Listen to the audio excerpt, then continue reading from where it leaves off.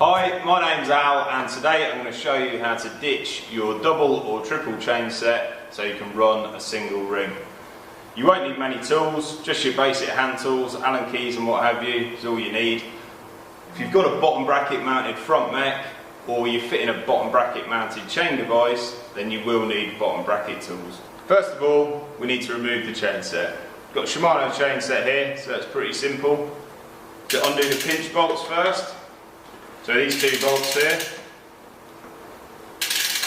undo them bit by bit, don't back one of them all the way off because it will put all the strain on the other bolt. Once they're loose, we can undo the preload cap at the end. You need a tool like this for this job. Just unscrews.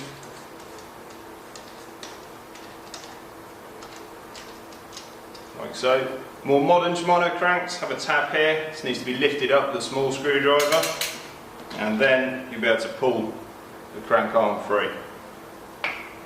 Sometimes the washer that sits in the left hand crank does come off, so make sure you find that. With the left crank arm removed, we now need to remove the right hand side. You need to tap the axle out through the frame. Make sure you use a plastic face mallet.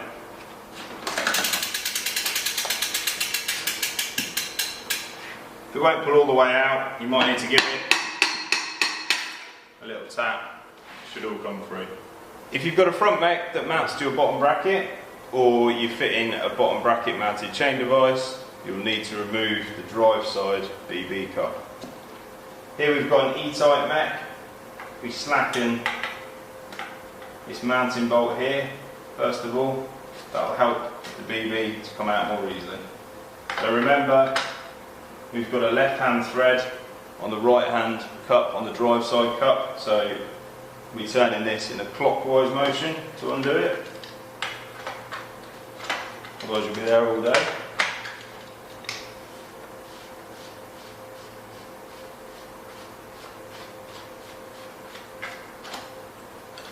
Should come out like so. Check the orientation of your spacers. This is a 68mm shell, so we have two spacers on the right hand side, one of which is the E-type front mech. So now we can fully remove the front mech.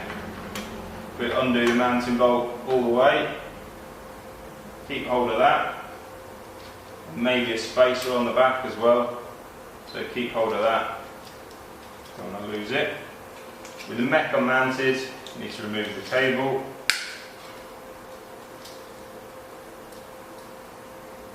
We're ready to mount our bottom bracket mounted chain device.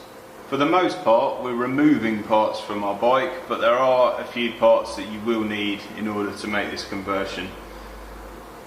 We'll be losing our chain rings and replacing it with a single ring specific chain ring, so it's got no cutaways, no ramps, no pins, something like this.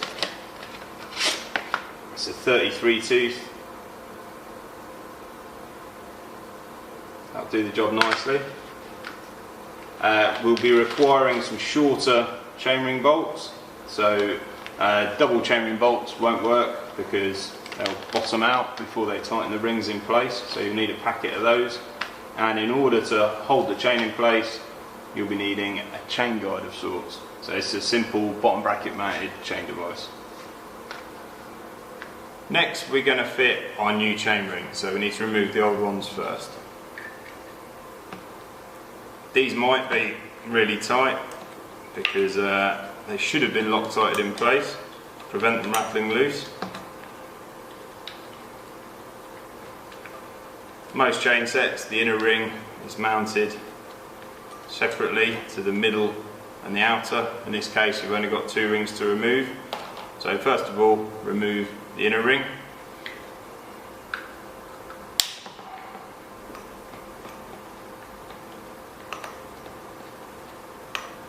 With the inner ring removed, we now need to remove the outer chainring bolts. So I've got a tool here to hold the female part of the bolt, the back part, because it often spins as you're undoing them.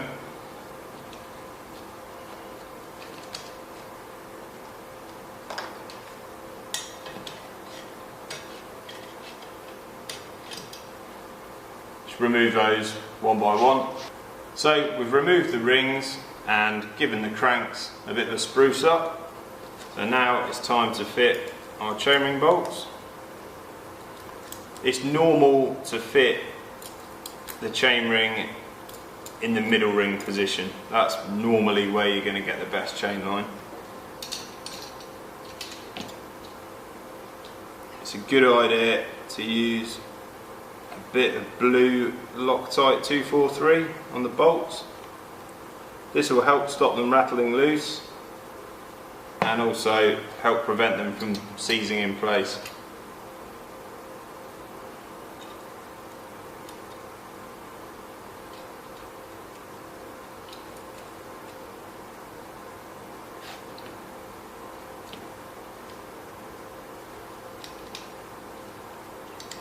Go around in turn, fitting all your bolts.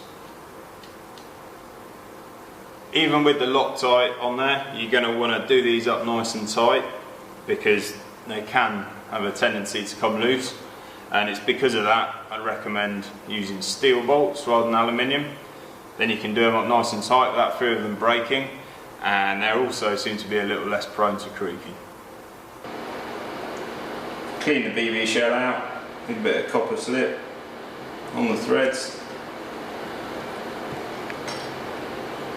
on the face of the shell. Okay, so now it's time to refit the bottom bracket, and in this instance we're fitting a BB mounted chain device. You may wish to mount one to the seat tube on this bike. I think this is probably the best option. So we've cleaned the shell, we've applied some copper grease that will help stopping everything seizing solid. Always a bit of a hit and miss affair fitting a chain device, but I reckon we're probably going to want this butted right up against the cup, and we'll be fitting the other spacer here.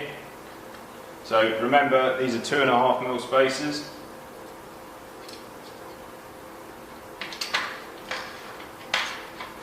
So this is a 68. And in the drive side, we're tightening this in an anti-clockwise manner.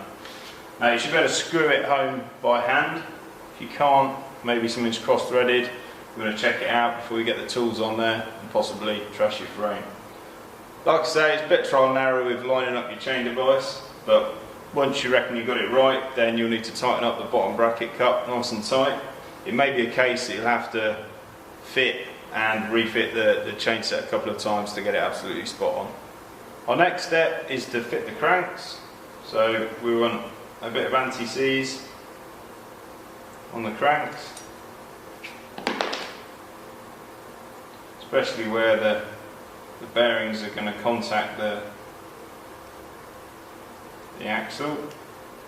So at either end, around the splines, and a little bit on the inside for our preload cap. In fact, pretty much everywhere.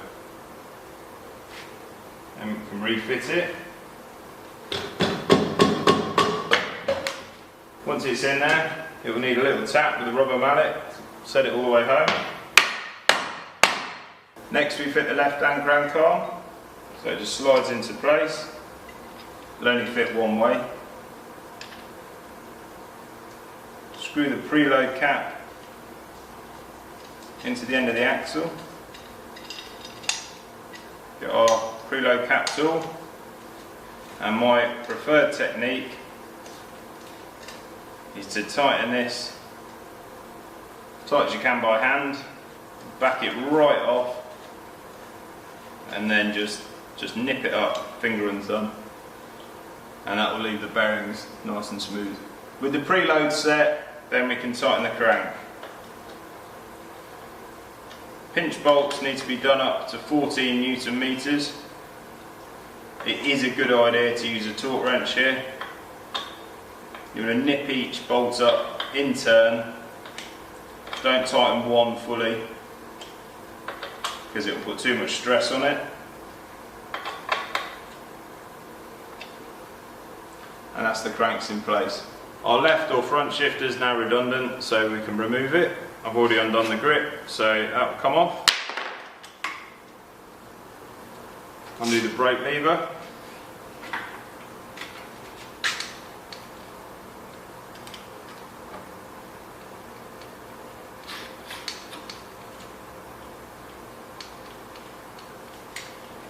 remove the shifter and cable. Refit your brake lever and your grip, nip it all up in the right position, we're ready for the next step. Two things that I would recommend when you're converting your bike to a single ring, well, on a trail bike, is a wide ratio cassette. So this has got a 36 tooth first gear, so it'll enable you to still be able to get up the hills okay. And also a clutch mech is pretty much invaluable on a bike like this with a simple chain device on the front. This will help stop the chain from derailing and it'll keep the bike nice and quiet as well. Next we're going to break the chain so we can remove the front mech from it and thread the chain through the chain device. Got a Shimano chain here. Now I like to have a quick release link on a chain, so we're going to drive out the original pin, which looks different to all the other pins. It's the original joining pin, and we're going to do without that altogether, and we're going to replace it with a KMC link, which is quick release, so we can take it on and off for cleaning.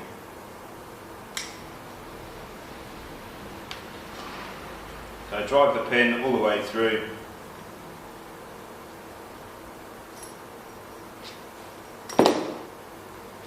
Chain will come apart. You can remove our mech.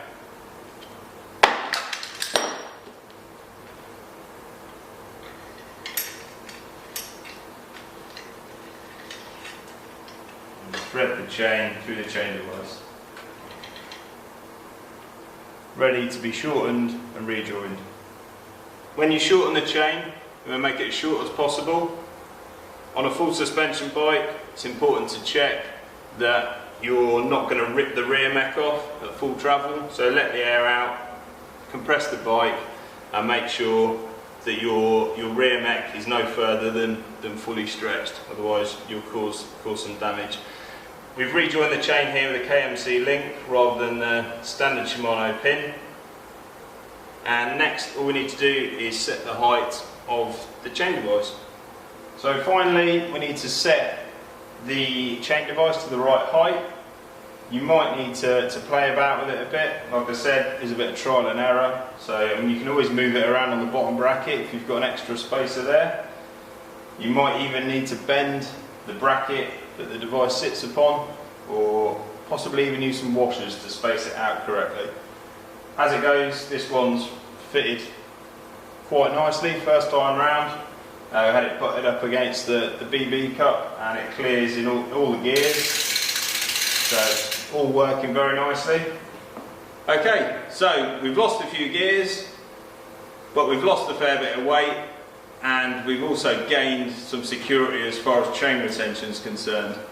So it's all looking pretty good, it's all ready to hit the trails. We'll see you next time. Cheers, see ya!